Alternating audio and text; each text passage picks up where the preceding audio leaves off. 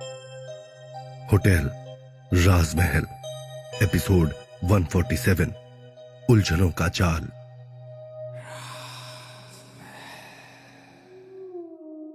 विशाल को वृद्ध आश्रम में राजवीर राठौड़ के बारे में कुछ भी पता नहीं चलता है और वो मुड़कर वापस जाने ही लगता है कि तभी पीछे से एक आवाज उसे सुनाई देती है, राजवीर। ये नाम सुनते ही विशाल के आगे बढ़ते कदम थम जाते हैं। विशाल ने तुरंत मुड़कर सामने देखा तो एक बुजुर्ग औरत मुस्कुराते हुए उसे दिखाई दी, लेकिन विशाल कुछ बोल पाता उससे पहले ही वो बूढ़ी औरत आगे आकर विशाल के चेहरे को अपने हाथों में लेकर बड़े ही प्यार से विशाल को कहने लगी, राजवीर, आप जिंदा हो? जिस पर विशाल हैरान हो गया और उस बूढ़ी औरत से बोला, आप जानती है राजवीर को? विशाल के सवाल को सुनकर उस बूढ़ी औरत ने विशाल से कहा, मैं क्या, यहां इस एनजीओ में बरसों से रहने वाला हर शख्स आपको जानता है। आप राजवीर राठौड़ हो ना? बूढ़ी औरत की इन बातों को सुनकर विशाल के हैरानी की कोई सीमा ही नहीं रही। फिर विशाल ने उस बूढ़ी औरत से पूछा, नहीं, आपको शायद कोई गलतफहमी हुई है। मेरा नाम विशाल है, विशाल वर्मा। विशाल की बातों को सुनकर उस बूढ़ी औरत ने मुस्कुराते हुए कहा, मेरी ये बूढ़ी आंखें मुझे धोखा नहीं दे सकती है बेटा। भले ही दिखना मुझे थोड़ा कम हो गया है, लेकिन याददाश्त अब भी तेज है। अपने चेहरे पर आते हुए हैरानी के भाव छुपाकर विशाल ने उस बूढ़ी औरत से पूछा, लेकिन आप मुझे कैसे जानती हैं? मैं इस वृद्ध आश्रम को चलाती हूं, मैं आपको कैसे भूल सकती हूं? कितनी मदद की है आपने हम लोगों की। आप यहाँ रोज आते थे राजवीर। आपने यहाँ रहने वाले बूढ़े असहाय लोगों के लिए क्या नहीं किया। पर जिस औरत को आप अपनी माँ बोलते थे, उसके निधन के बाद मेरी आज आपसे मुलाकात हो रही है। मैंने तो ये अफवाह भी सुनी थी कि आपकी किसी एक्सीडेंट में मौत हो गई है, लेकिन आज यहाँ अपनी आंखों के सामने आपको सही सलामत खड़ा देखकर मुझे कितनी खुशी मिल रही है, मैं आपको ये नहीं बता सकती। उस बूढ़ी औरत ने सारी बातें विशाल को बताते हुए कहा। उस औरत की बातें सुनकर विशाल चौंक गया और बोला, माँ, मेरी माँ? हाँ बेटा, विमला देवी, आपकी मुंह बोली माँ। आप उनको कैसे भूल सकते हो? विशाल के सवाल को सुनकर हैरान होते हुए बूढ़ी औरत ने भी विशाल से कहा, पर मुझे कुछ भी याद कैसे नहीं आ रहा है? विशाल ने हैरान होते हुए पूछा, मुझे खुद समझ में नहीं आ रहा है कि आपको अपनी माँ के बारे में कुछ कैसे याद नहीं है। पता नहीं आप ऐसी बात क्यों कर रहे हो, जैसे आप हमको जानते ही नहीं हो। विशाल ने फिर से समझाया, देखिए, आप जो मुझे समझ रहे हैं वो मैं नहीं हूं। उस औरत ने कुछ सोचते हुए कहा, लेकिन ऐसा कैसे हो सकता है? क्या आपका कोई जुड़वा भाई भी है? विशाल ने ना में अपना सर हिलाते हुए कहा, नहीं। तभी उस औरत ने मुस्कुराते हुए कहा, अरे, आप यहां खड़े खड़े ही बातें किए जा रहे हैं, आइए ना, अंदर ऑफिस में बैठकर बात करते हैं। लेकिन विशाल ने उनसे कहा, नहीं नहीं, मैं अभी थोड़ा जल्दी में हूं। क्या आप मुझे प्लीज बता सकते हैं कि विमला देवी कौन है? बूढ़ी औरत ने विशाल के हाथों को बड़ी ही मजबूती से अपने हाथ में लेते हुए कहा, हाँ हाँ, चलो आओ, मेरे साथ चलो, मैं तुम्हें दिखाती हूं। इतना कहकर वो औरत विशाल को अपने साथ लेकर चलने लगती है। उस बुजुर्ग महिला के साथ विशाल चलते चलते उनके कमरे में जाता है और वो उसके सामने एक तस्वीर दिखाती है कि ये है विमला देवी। उस तस्वीर को देखते ही विशाल के होश फाख्ता हो जाते हैं। उसकी आंखें हैरानी में बड़ी होती चली जाती हैं। वो कभी सामने खड़ी महिला को देखता है तो कभी अपने हाथ में पकड़ी इस तस्वीर को, क्योंकि ये तस्वीर उस बूढ़ी महिला की है जो विशाल को दौसा में दिखाई दी थी। जब विशाल फल लेकर घर को लौट रहा था, तब इसी तस्वीर वाली महिला ने उसे सामने आकर चिताया था कि राजवीर, अपनी जान बचाना है तो चले जाओ यहां से। विशाल का सर घूमने लगता है। उसके चेहरे पर हैरानी साफ दिखाई दे रही होती है। तब सामने खड़ी महिला ने पूछा, क्या हुआ बेटा, आप ठीक तो हो? विशाल ने हाँ में सर हिलाया और पूछा, इनका क्या रिश्ता था राजवीर से? उस बूढ़ी महिला ने बताना शुरू किया, बेटा, यूं तो राजवीर यहां रहने वाले सभी बेबस और बेसहारा लोगों का सहारा था। सभी को अपना मानता था और सबका खूब ख्याल रखता था। मगर विमला से उसका एक अलग ही नाता था। जैसे राजवीर इसको अपनी मां मानता था। अगर इसे हल्की खरोच भी आ जाती तो बावला हो जाता था। ये सुनते ही जाने क्यों विशाल की आंखें नम होने लगती हैं। उसके जहन में एक तूफान उठने लगता है। उसे कुछ समझ में नहीं आ रहा है। उस बुजुर्ग ने आगे बताते हुए कहा, विमला भी राजवीर से कम प्यार नहीं करती थी। बिल्कुल अपने बच्चों की तरह दुलार करती थी। अगर वो यहां होती तो कभी मानती ही नहीं कि आप राजवीर नहीं हो। विशाल के चेहरे पर हैरानी और बेबसी साफ दिखाई दे रही होती है। विशाल उनसे कुछ और पूछता या कहता, उससे पहले ही उसका फोन बजने लगता है। स्क्रीन पर दिव्या का नाम देखकर विशाल जल्दी से उसे उठाता है। तुम ठीक तो हो ना दिव्या? हाँ बाबा, मैं बिल्कुल ठीक हूँ। लेकिन तुम कहाँ रह गए हो?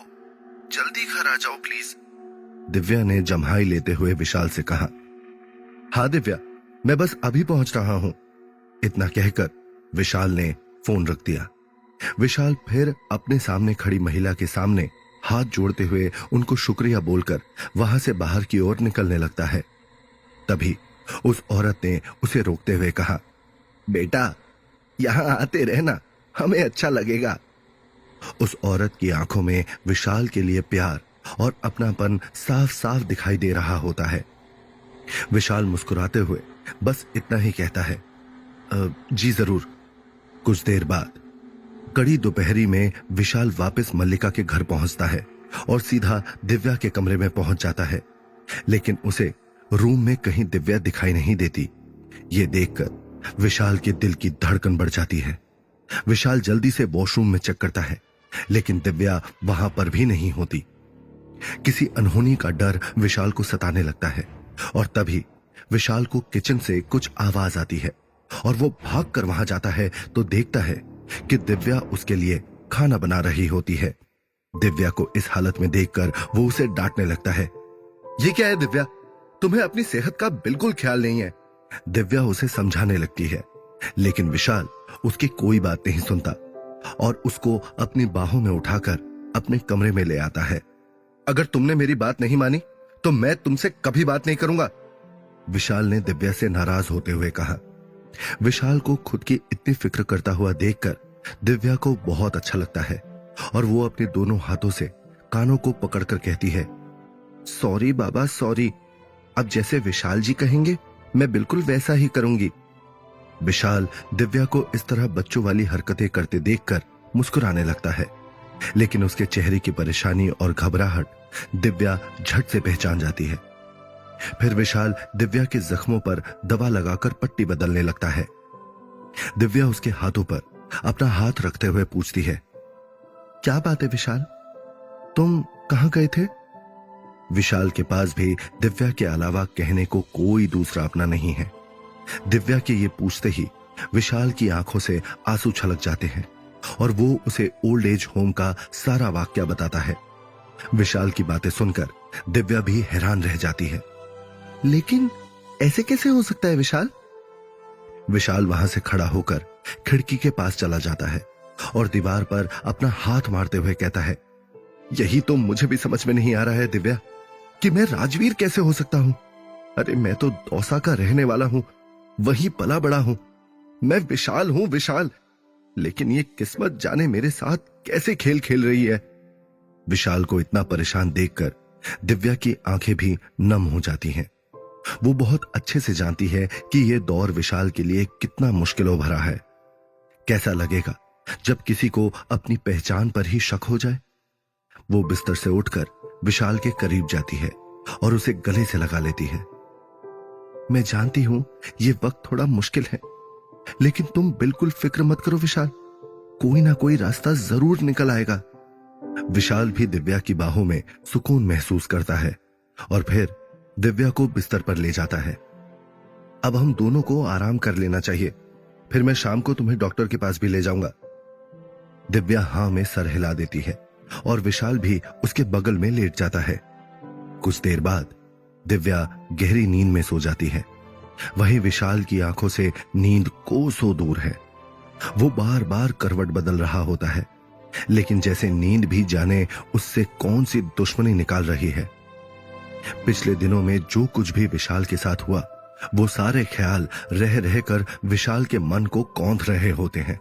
उसे हर बात याद आ रही होती है कि कैसे उसको गोवा में किसी का मिलना, जो उसे राजवीर कहकर पुकार रहा था, और फिर जब उससे वो सच जान सकता था तभी मौके पर ही उसकी मौत हो जाना।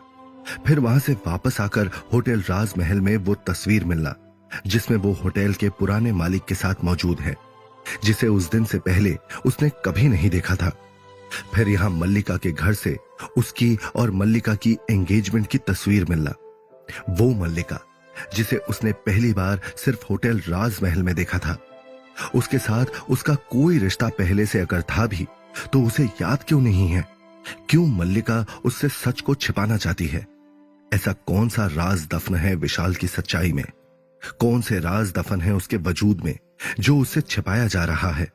ये सोचते सोचते विशाल बिस्तर से उठकर बाहर लॉन में आ जाता है, मगर फिर भी उसका ख्याल उसका पीछा नहीं छोड़ते।